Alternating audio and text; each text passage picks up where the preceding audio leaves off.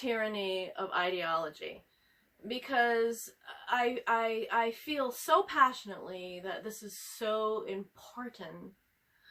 It's important for any time, you know, in human history, and, you know, and specifically in different places at different times. But from what I have been observing of the Western world anyway in our current times, I really can't think of a more important topic for shaping the direction that we as a humanity is going to go in. Now, first of all, what is ideology? I think we need to define that, and also what my beef is with it. Now, ideology is, this is my definition and the official definition that I looked up before the video. It is a system of ideas and ideals. A system. So we take like our ideals. I think those are usually based on our values, and we structure them, you know, into a list, if you will, of our fundamental beliefs.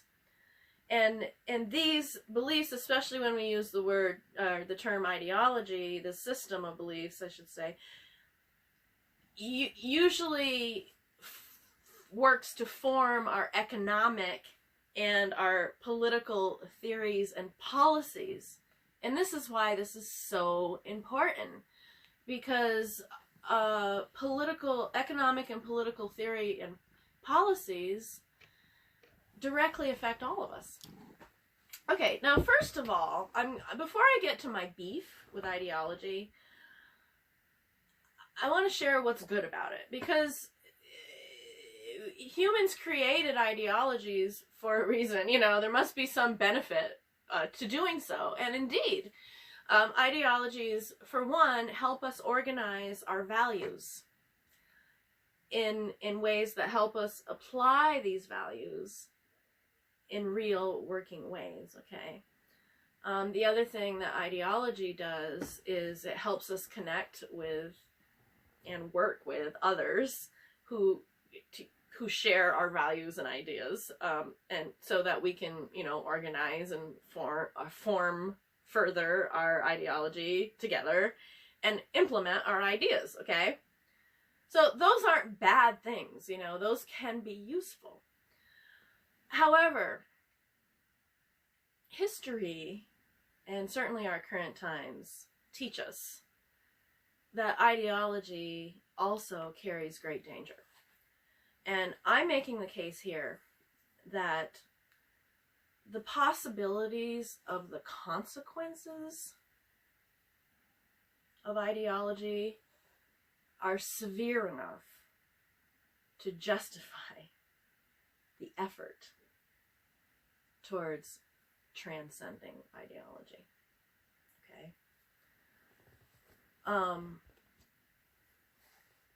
What becomes dangerous is this human tendency for groupthink. And groupthink, you know, is usually unchecked. Like, once people get into a stream of consciousness of groupthink, what happens is it shuts off critical thinking. Because with ideology, you don't have to think. See, it's much easier just to align ourselves with an ideology, because all the thinking is done for us, right? And if it seems to match our values, yeah, we don't have to put in much effort, right? But the problem is, without that critical thinking, there's no effort. That's exactly the problem. There's no effort being put towards maybe considering the consequences of implementing this ideology, or putting it to the test of truth, even. You know, you can just accept it. It doesn't matter really if it can't be rationally argued, you know, because that's already been done by somebody else already, right? We just accept it. Now, when something is accepted without question, and look, you know, I could point to many examples of history I'm assuming that if you followed me this far, that you have the wherewithal, to know what I'm talking about. If you accept something without question as a group, or a large group especially, the human tendency is to force everyone else to comply with that ideology, whether or not they have the same ideology or not. Because you assume that this is true and this is good. And so everybody else must comply in order for our world to be good, right? You see how dangerous that is when you're forcing other people to comply with an ideology that has not been sufficiently critically examined. The making people comply requires a scale of force, right? Maybe on the mildest end of the scale, we have bullying, which bullying can be very subtle. Bullying can even look nice. It can be manipulative. And in maybe the middle of that scale, you've succeeded in putting ideology into law, so now you can prosecute people who aren't following the law that you created based on this ideology, right? Or you convinced others to create based on this ideology. And then on the grand, the most extreme end of the scale is killing people. Okay, now, that's not a theory. This is what has happened in history time and time again.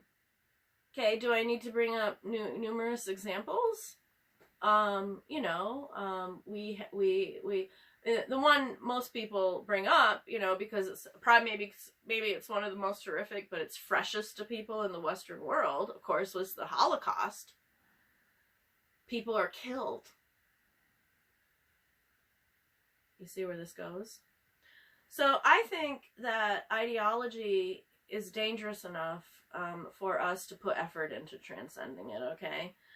And how do we transcend ideology? Well, first of all, you recognize what it is, and that hopefully I've helped you do that. Like, I've helped you,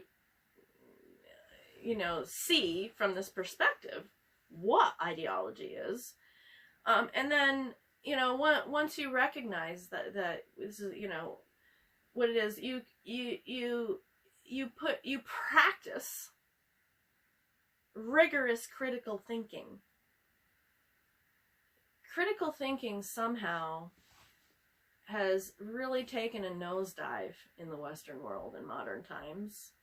And this is why I'm so passionate about talking about this stuff now. With critical thinking, you're questioning things, you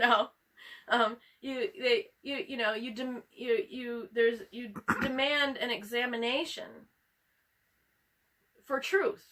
You can pick apart ideologies, break them down, any ideology is usually going to contain some truth in it. There's usually going to be some grains of truth. There is in every belief system, grains of truth, but there can also be grains of fallacy. This is why we need to pick it apart. We need to examine each idea for truth, and also not just that, but the consequences of those ideas being applied, like into law, for example. What would the consequence, the long-term consequence, realistically be? Now, what I'm talking about is being a free thinker, of course. And in modern times, we're witnessing this cancel culture, right? We call it cancel culture. And these free thinkers are being persecuted at this time, like they have been severely persecuted in the past, in different places. Cancel culture, accusations of hate speech that fall out of the line of thinking of ideology. See, these things are dangerous. This is why I'm encouraging people to be free thinkers, despite whatever the consequences of being a free thinker might be, because it's the only way to prevent going someplace sinister, you see. So free thinking requires rational thinking. Now, I am all for the reintroduction, or bringing back the power of the divine feminine, which would be heart-based, caring-based ethos in the public sphere. But there's a danger in going too far with that if your ideology is emotional based, if it's based on emotional factors.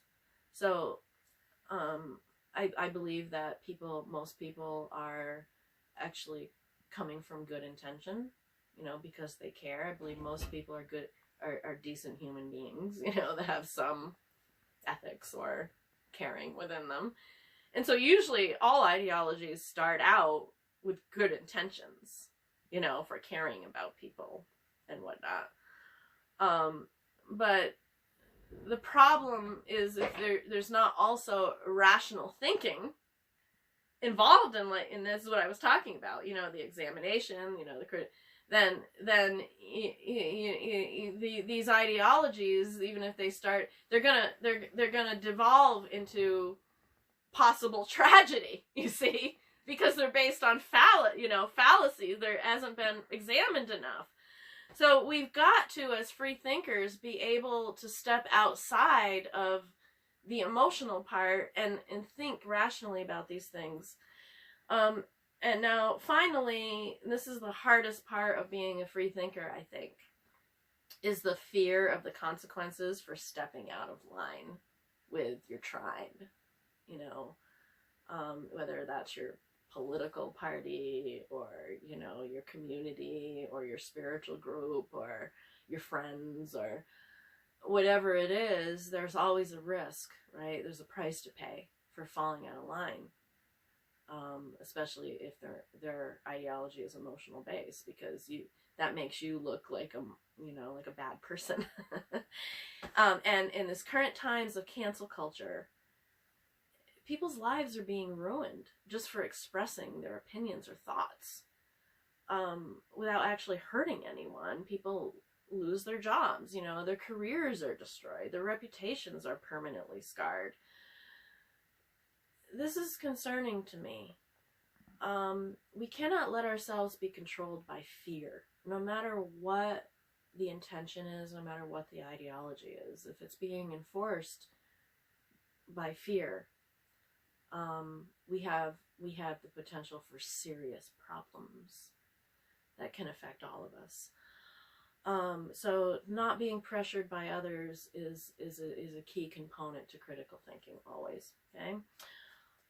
Look, ideologies, they can serve that good purpose for a starting point, for change or expanding consciousness or whatever. But there's a fine line between ideology and cult. Now, I'll do maybe another video on cults and what they are. But for now, think about this yourself. Look into it. What makes a cult?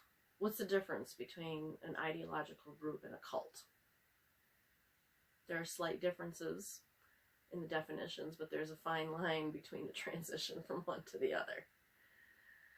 We know that cults rely on thought control and compliance. Okay, so think about that.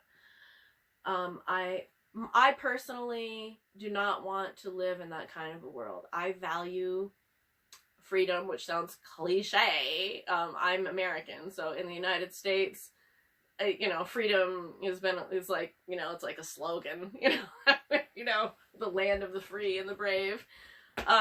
But I'm not using that in a cliche way. Like, I'm serious that our freedom is not a given. We've seen this time and time and time again in history. And this is what is at stake. Transcend ideology is the way for us to stay free. That's it. We don't want to be controlled. Freedom is the only the only state to live authentic lives and to grow not just as individuals, but collectively. We're really talking about how we evolve as humans. Okay. Thanks, everybody. And since this channel is so new, I would really appreciate it if you appreciated this video to give it a like and subscribe to my channel and share, and that will allow me to continue where we're leaving off here, to go deeper. Okay? Thank you very much.